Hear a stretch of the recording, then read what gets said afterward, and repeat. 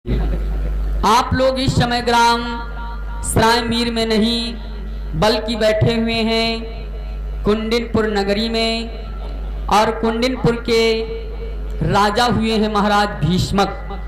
देखिए महाराज भीष्मक अपने राज दरबार में आ रहे हैं और उनके पांच पुत्र महाराज भीष्मक के राज दरबार में पधार रहे हैं।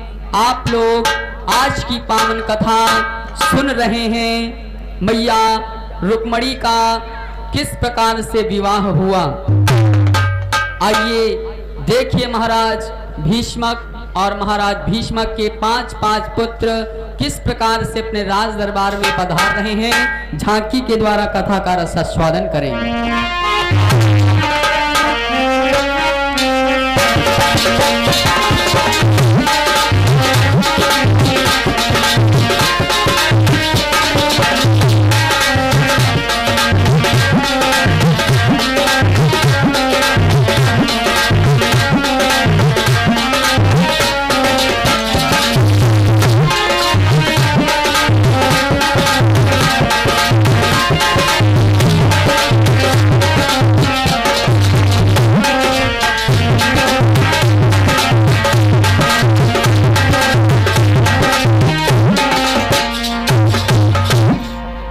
महाराज भीष्मक की, महाराज भीष्मक की। आज महाराज भीष्मक अपने राज दरबार में शल कुशल निवास कर रहे हैं। ऐसे राजा हुए हैं महाराज भीष्मक, आइए सुनते हैं। नीतिवान भूपाल सुनाऊं हाल सुनो सरदारी, और कोई धर्म ध्वजा फहराए रे स्वर्ग में भैया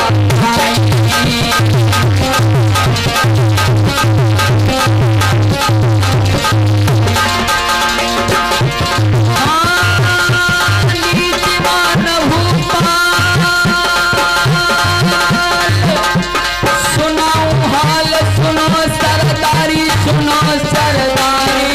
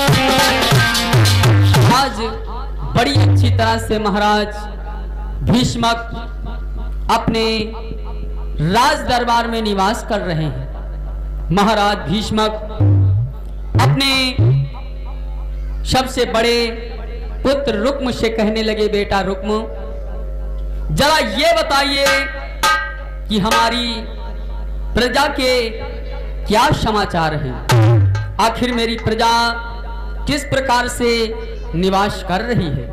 मेरी प्रजा को किसी प्रकार का कोई कष्ट तो नहीं है। मेरी प्रजा सलकुशल चैनो अमन के साथ तो निवास कर रही है।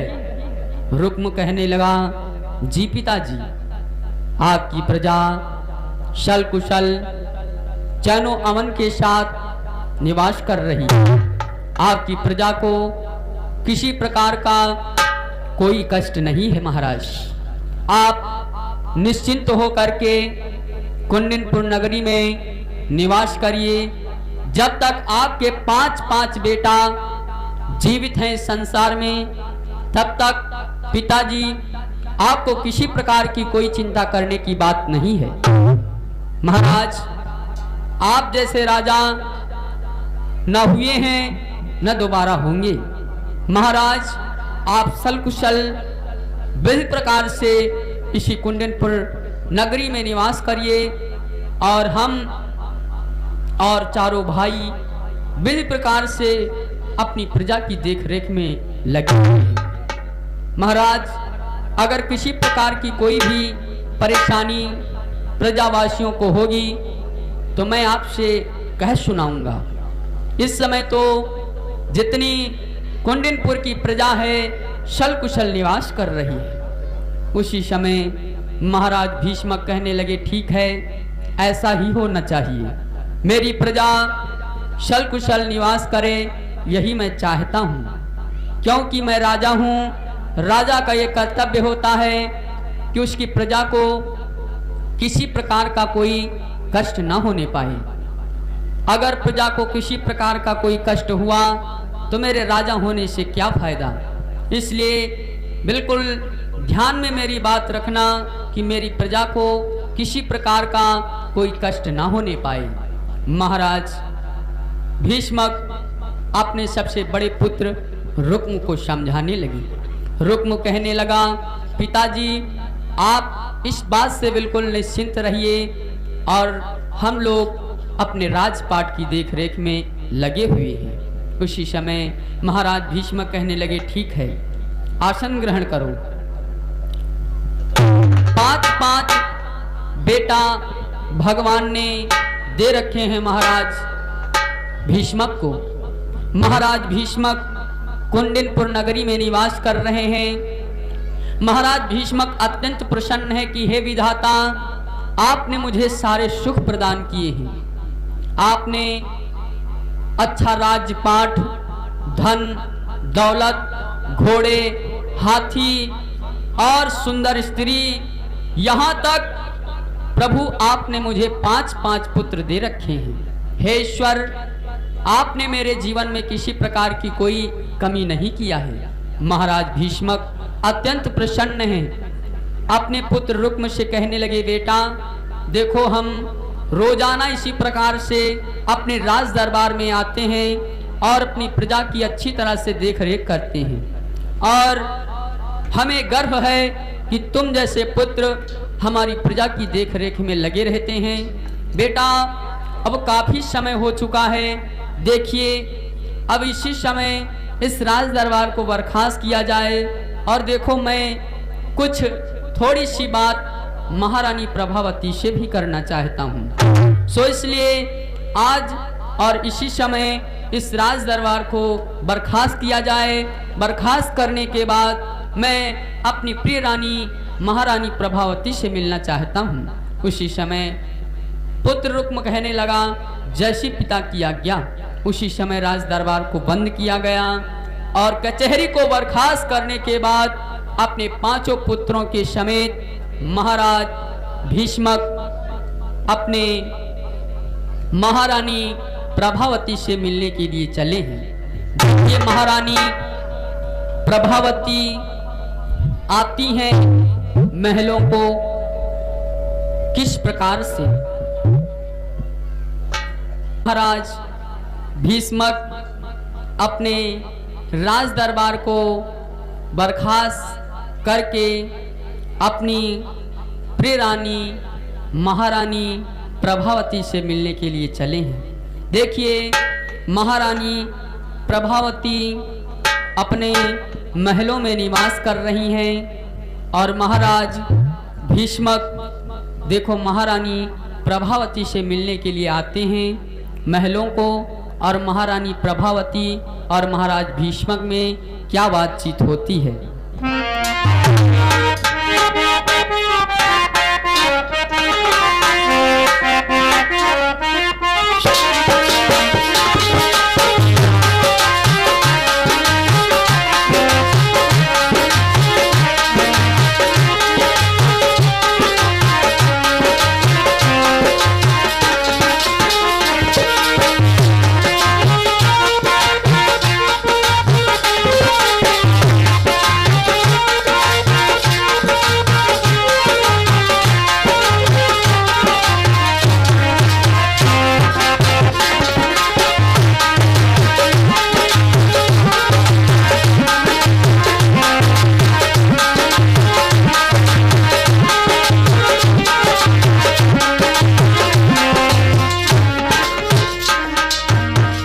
महाराज भीष्मक राज दरबार को बर्खास्त करने के बाद महारानी प्रभावती के महलों को आते हैं। महारानी प्रभावती महलों में अकेले विराजमान हैं। महाराज भीष्मक आते हैं। महारानी प्रभावती जिस समय महाराज भीष्मक को आता हुआ देखती हैं, अत्यंत प्रसन्न होती हैं और करती क्या हैं।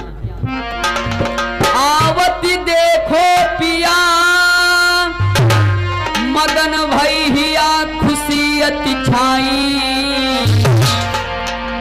और कोई लेके पंखा प्यार रे अंगारो भोजन खुशी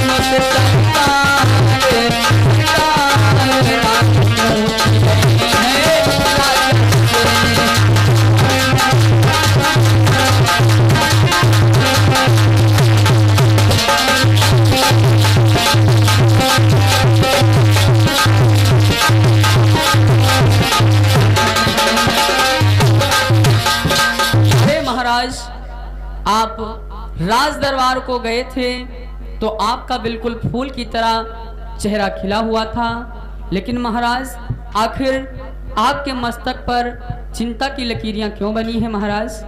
और इतनी जल्दी राज दरबार को बर्खास्त करने के बाद सीधा महलों को कैसे आना हुआ महाराज? कोई चिंता, आखिर कोई बात हो तो हमसे कह सुनाओ। महाराज भीष्मक से महारानी प्रभावती पूछने लगी। महाराज भीष्मक कहने लगे, हे प्रभावती, देखो मैंने संतों विद्वानों के मुखारविंद से सुना है कि पहला सुख हो सुंदर काया, दूसर सुख हो घर में माया, तीसर सुख हो सुंदर नारी और चौथा सुख सुत आज्ञाकारी।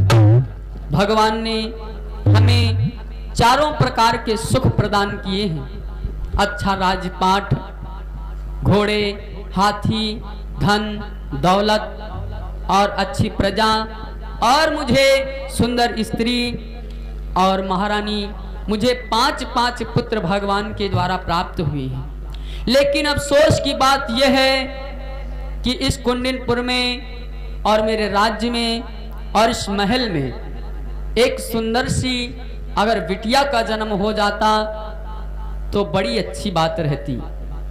मेरी इच्छा यह है कि भगवान ने मुझे 5 बेटे दिए हैं, लेकिन एक छोटी सी बिटिया का जन्म अगर हो जाए तो मैं भगवान का शुक्रगुजार हो जाऊं। भगवान अगर हमको एक छोटी सी बिटिया दे दे तो मैं अपनी बिटिया के पीले हाथ करा लूं और अपनी बिटिया के पैर पूंज लूं। यही मन में मेरी इच्छा रहती है। हे महारानी प्रभावती, आखिर इसमें आपका क्या विचार है? महारानी प्रभावती कहने लगी, महाराज ये तो विधि का खेल है और इसमें हमारी आपकी कोई उपाय नहीं है। भगवान ने, जिस विधाता ने हमको और आपको 5 बेटा दे रखे हैं, तो उस प्रभु की कृपा जब हो जाएगी तो इस आंगन में एक सुंदर सी बिटिया का भी जन्म हो जाएगा। महाराज आप इस बात से बिल्कुल निश्चिंत रहें। महाराज भीष्मक कहने लगे, हे प्रभावती, आपने ऐसा कह करके मेरे सिर का बोझ हल्का कर दिया है। तुम ठीक कह रही हो, उस विधाता की बहुत लंबी लंबी बाहें हैं। उस विधाता की लीला अपरंपार है। जिस विधाता ने मुझे सब कुछ प्रदान किया है वो पुकार मेरी अवश्य सुनेगा। मेरे आंगन में, मेरे महलों में एक सुंदर सी बिटिया का जन्म अवश्य हो जाएगा। महाराज भीष्मक, महारानी प्रभावती दोनों लोग कहने लगे, ठीक है, हम समय का इंतजार करते हैं, क्योंकि समय से पहले कोई कार्य हो नहीं पाता है। हे महारानी, चलो हम दोनों लोग विश्राम गृह में निवास करने के लिए चलते हैं। उसी समय महाराज भीष्मक, महारानी प्रभावती दोनों लोग विश्राम गृह में निवास करने के लिए चले जाते हैं। इधर महाराज भीष्मक, महारानी प्रभावती दोनों लोग विश्राम गृह में निवास करने के लिए चले जाते हैं। धीरे धीरे समय व्यतीत होने लगा। मैंने बताया था कि समय किसी का इंतजार नहीं करता है। समय का इंतजार हम और आप करते हैं, समय किसी का इंतजार नहीं करता है। धीरे धीरे समय व्यतीत होने लगा।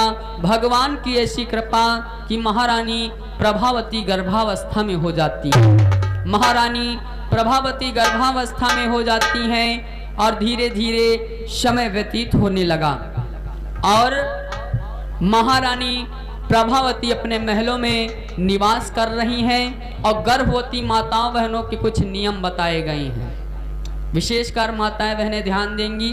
गर्भवती माताओं बहनों के कुछ नियम बताए गए हैं। पहला नियम है, गर्भवती माता को सूर्य डूबने के बाद किसी पराये के घर नहीं जाना चाहिए।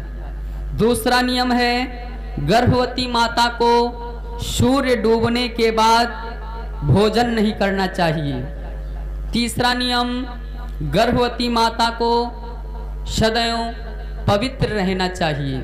चौथा नियम, गर्भवती माता को कभी खुले बाल नहीं रखना चाहिए। पांचवा नियम, गर्भवती माता को कभी वृक्ष की जड़ पर नहीं बैठना चाहिए। छठा नियम, गर्भवती माता को सदा शुद्ध भोजन करना चाहिए। 7वां नियम, गर्भवती माता को किसी नाली या नाले को नहीं तड़कना चाहिए। ये 7 प्रकार के नियम जो माता कर पावेगी, वो जैसा पुत्र चाहेगी वैसा पुत्र पा सकती है।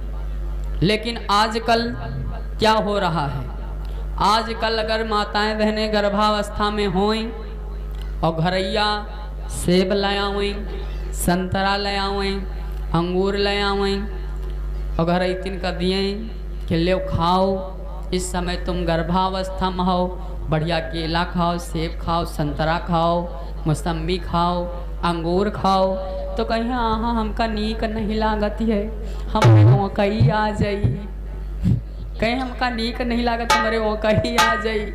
और नीक का लागत है दादा, नीक लागत है अम्मा उनका चूल्हे का पुत्ता है, चूल्हे का पुत्ता खाई है, बड़े प्रेम से भोरका खाई है।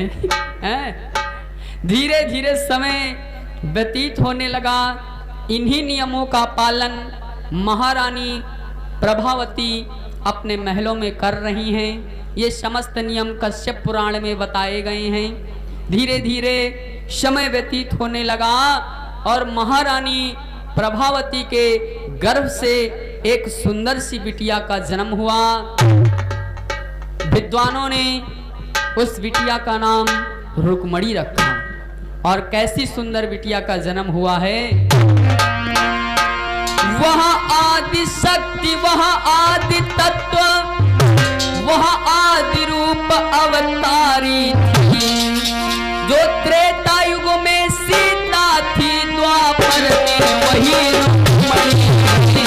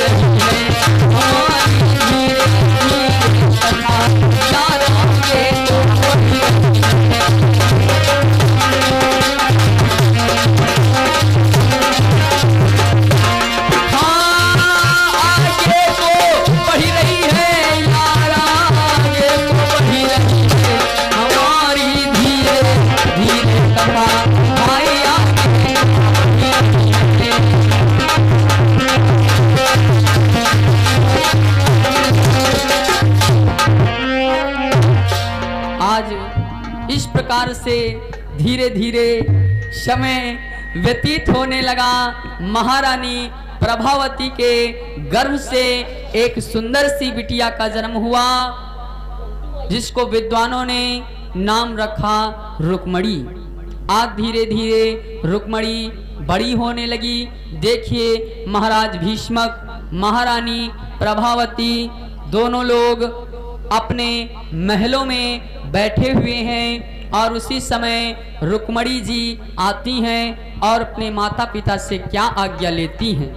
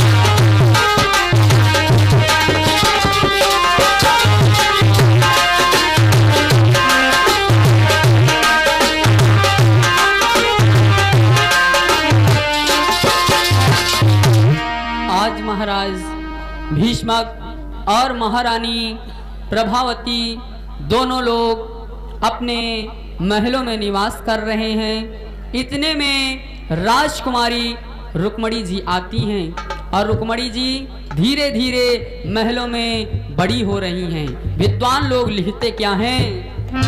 अरे दिन दिन बाढ़न लगी कुमारी,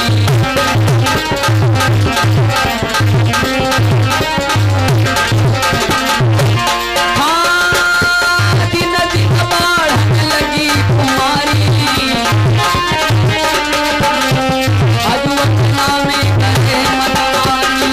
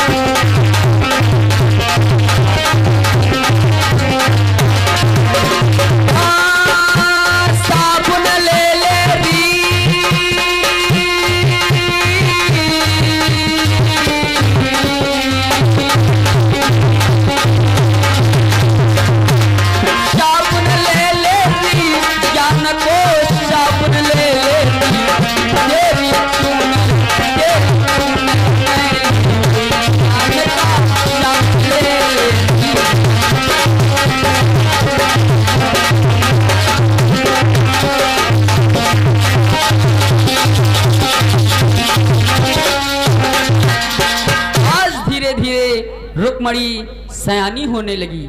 महलों में इधर उधर भ्रमण कर रही हैं। एक दिन का जिक्र, महाराज भीष्मक महारानी प्रभावती दोनों लोग आपस में बैठे बातचीत कर रहे थे। उसी समय महारानी राजकुमारी रुक्मणी पहुंच जाती हैं अपनी मैया के पास और मैया से हाथ जोड़कर कहने लगी, माँ देखो मैं तुमसे एक बात कहने आई हूँ। उसी समय महारानी प्रभावती कहने लगी, अरे बिटिया उठकर खड़ी हो, जरा हमसे बताओ तुम मुझसे क्या कहने आई हो। उसी समय राजकुमारी रुक्मणी कहने लगी, माँ देखो आज काफ़ी दिन गुजर चुके हैं महलों में रहते हुए, सो मैया मैं तुमसे एक निवेदन करना चाहती हूँ। अगर तुम्हारी आज्ञा हो जाए तो मैं साथ की सखियों को लेकर के थोड़ा वन विहार करने के लिए चली जाऊं। उसी समय मैया प्रभावती कहने लगी, बिटिया इस समय तुम्हारी उम्र 18 वर्ष की हो चुकी है और इस तरह से बागों में तुम कहाँ जाओगी घूमने के लिए। हमारी बात मानो बिटिया, तो महलों में ही निवास करो। लेकिन राजकुमारी रुक्मणी कहने लगी, मैया इतना समय गुजर चुका है और महलों में रहते रहते मेरा जी भी उब गया है, इसलिए माँ आप पिताजी से पूछ लीजिए, अगर पिताजी जाने की इजाज़त दे दें तो मैं वन विहार करने के लिए चली जाऊँ। उसी समय राजकुमारी रुक्मणी की बात सुनकर महारानी प्रभावती कहने लगी, तो ठीक है आप यहीं पर ठहरें, मैं अभी तुम्हारे पिता से पूछ करके आती हूँ।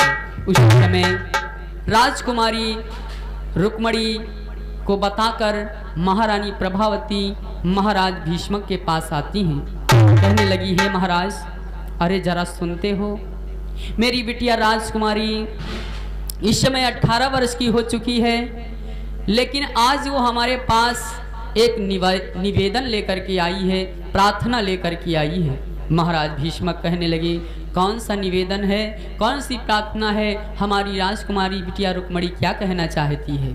प्रभावती कहने लगी, महाराज देखो, राजकुमारी कहती है कि मैया महलों में रहते रहते मेरा जी ऊब गया है, इसलिए पिताजी से पूछ करके हमें बताओ, मैं 7 की सखियों को लेकर के वन विहार करने के लिए जाना चाहती हूँ, और पिताजी से पूछ करके हमें बताओ पिताजी क्या कहते हैं, सो आपकी क्या इच्छा है। महाराज भीष्मक कहने लगे, अगर बिटिया का जी उब गया है तो कोई बात नहीं, लेकिन 7 की सखियों को लेकर के राजकुमारी रुक्मणी साथ में जाए, और सूर्यास्त होने से पहले राजकुमारी से कह दो कि महलों को वापस अवश्य लौट आए। उसी समय महारानी प्रभावती कहने लगी, ठीक है महाराज, मैं राजकुमारी रुक्मणी से कह दूंगी कि 7 की सखियों को लेकर वन विहार करने के लिए चली जाओ, तुम्हारे पिता का आदेश है, लेकिन सूर्यास्त होने से पहले महलों को अवश्य लौटाना। महाराज ये सारा वृतांत मैं अपनी राजकुमारी बिटिया को समझा दूंगी। इतना कह करके राजकुमारी के पास महारानी प्रभावती जाती हैं। कहने लगी, बिटिया देखो, तुम्हारे पिता ने तुमको आदेश दे दिया है कि 7 की सखियों को ले लो और वन विहार करने के लिए चली जाओ, लेकिन इतना याद रहे कि सूर्य अस्त होने से पहले महलों को अवश्य लौटाना। उसी समय राजकुमारी रुक्मणी कहने लगी, मैया आपकी जैसी इच्छा मैं वैसा ही कार्य करूंगी। मैं 7 की सखियों को लेकर के वन विहार करने के लिए जाऊंगी और सूर्य अस्त होने से पहले महलों को वापस अवश्य लौटाऊंगी। उसी समय राजकुमारी रुक्मणी अपनी मैया के चरणों को स्पर्श करती हैं और मैया से आज्ञा लेकर के राजकुमारी रुक्मणी वन विहार करने के लिए चली जाती हैं। इधर महाराज भीष्मक, महारानी प्रभावती दोनों लोग कहने लगे, देखो हमारी बिटिया राजकुमारी वन विहार करने के लिए गई है, हम दोनों लोग तब तक विश्राम गृह में निवास करने के लिए चलते हैं। उसी समय महाराज भीष्मक, महारानी प्रभावती दोनों लोग विश्राम गृह में निवास करने के लिए चले जाते हैं। इधर राजकुमारी रुक्मणी समस्त सखियों को लेती हैं अपने साथ और वन विहार करने के लिए चल देती हैं। कैसे चली हैं?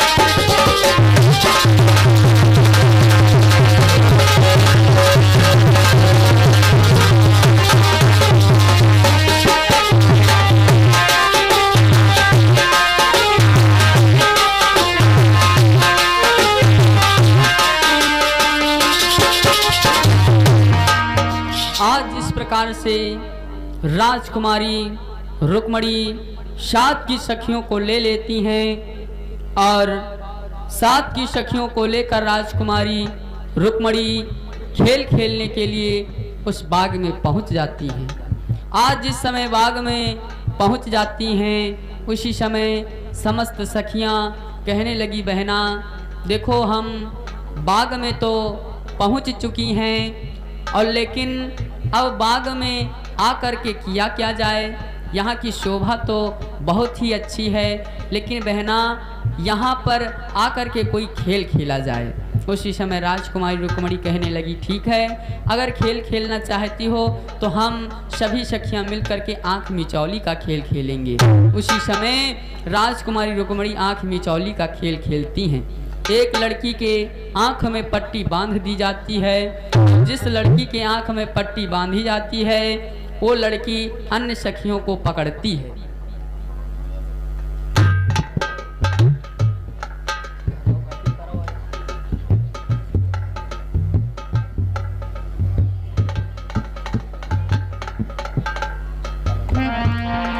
आज खेल हो रहा है और किस प्रकार से राजकुमारी रुक्मणी और समस्त सखियां उस बगीचे में खेल खेल रही।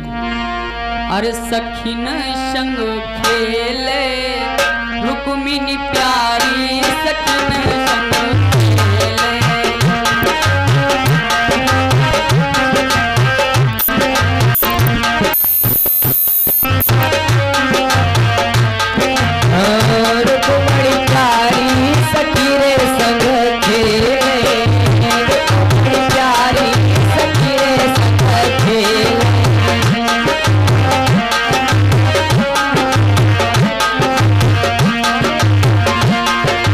हाँ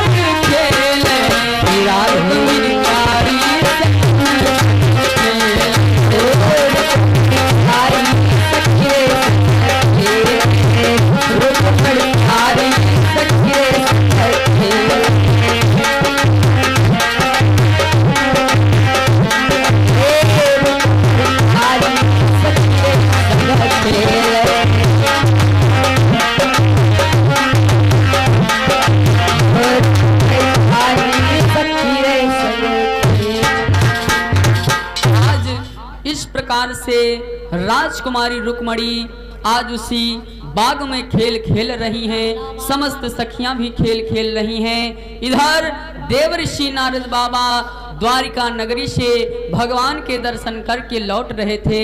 देवर्षि नारद बाबा भगवान का गुणानुवाद गाते हुए वहीं पर पहुंचते हैं जहां समस्त सखियां खेल खेल रही हैं। खेल हो रहा है और देवर्षि नारद बाबा आज द्वारिका नगरी से प्रभु के दर्शन करके आज प्रभु का गीत गुनगुनाते चले आ रहे हैं। कैसे कैसे भैया? अरे ब्रजभूमि में हुआ है अवतार कन्हैया का, ब्रजभूमि में हुआ है अवतार कन्हैया का, ब्रजभूमि में हुआ है अवतार कन्हैया का, ब्रजभूमि में हुआ है अवतार कन्हैया का, अवतार कन्हैया का, दीदार कन्हैया का, अवतार कन्हैया का, दीदार कन्हैया का, अवतार कन्हैया का, दीदार कन्हैया का, अवतार कन्हैया का, दीदार कन्हैया का। सौभाग्य हो सौभाग्य हो जिसे हो दीदार कन्हैया का, सौभाग्य हो जिसे हो दीदार कन्हैया का, भूमि में हुआ है अवतार कन्हैया का, भूमि में हुआ है अवतार कन्हैया का, भूमि में हुआ है अवतार कन्हैया का, भूमि में हुआ है अवतार कन्हैया का।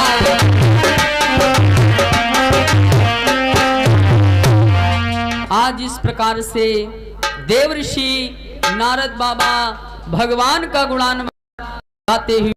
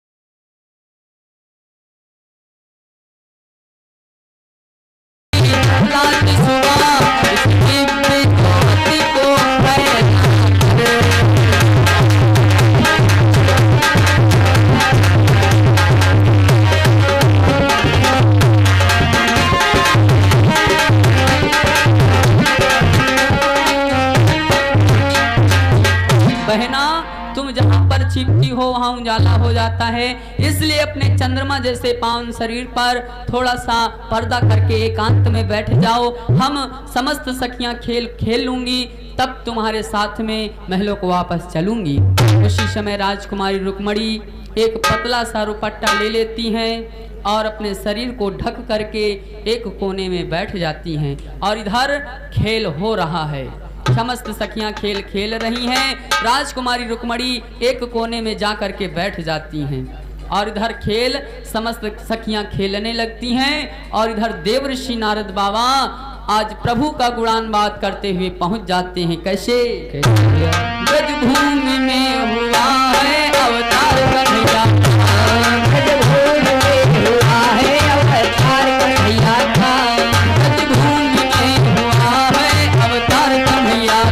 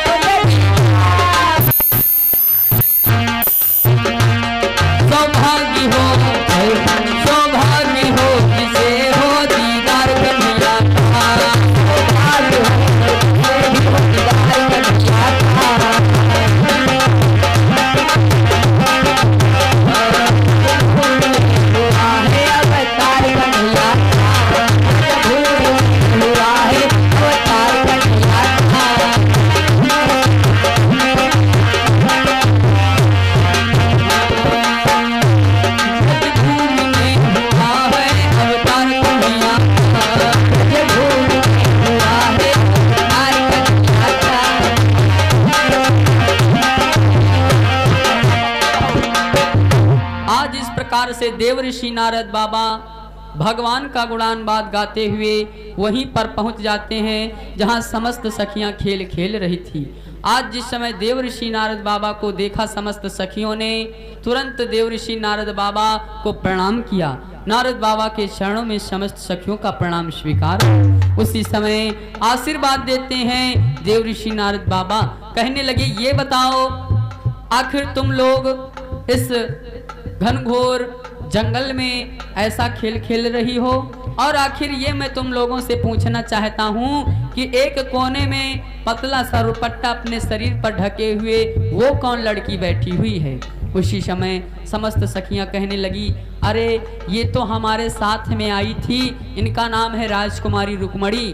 अरे इतना प्रकाश है इनके शरीर में कि जहाँ पर छिपती हैं वहाँ पर उजाला हो जाता है, और जब इनके पास में सखियां छिपती हैं तो वो भी स्पष्ट रूप से दिखाई पड़ती हैं। इसलिए मेरा खेल बिगड़ रहा था, तो मैंने कहा अपने शरीर पर दुपट्टा डाल करके बैठ जाओ। इसलिए अपने शरीर पर दुपट्टा ढक करके बैठी हुई हैं। और देव ऋषि नारद बाबा जिस समय इतनी बात सुनते हैं सखियों की, उसी समय कहते हैं राजकुमारी रुक्मणी से हम मिलेंगे। देव ऋषि नारद बाबा जाते हैं, राजकुमारी रुक्मणी से कहने लगे, अरे ओ राजकुमारी रुक्मणी, जरा अपने शरीर से ये दुपट्टा हटाओ। उसी समय देव ऋषि नारद बाबा के कहने पर आज राजकुमारी दुपट्टे को हटाती हैं और देव ऋषि नारद बाबा को प्रणाम करती हैं। राजकुमारी रुक्मणी देव ऋषि नारद बाबा आशीर्वाद देते हैं, और देव ऋषि नारद बाबा को देखकर राजकुमारी रुक्मणी अत्यंत प्रसन्न होती हैं और उसी दुपट्टे को बिछा देती हैं नीचे को, और कहती हैं देव ऋषि नारद बाबा से, बोली क्या, आओ बैठो आसन पे, एक इच्छा नाथ हमारी, और कुछ चाहत मैं प्रश्न करूं, क्या सेवा करूं।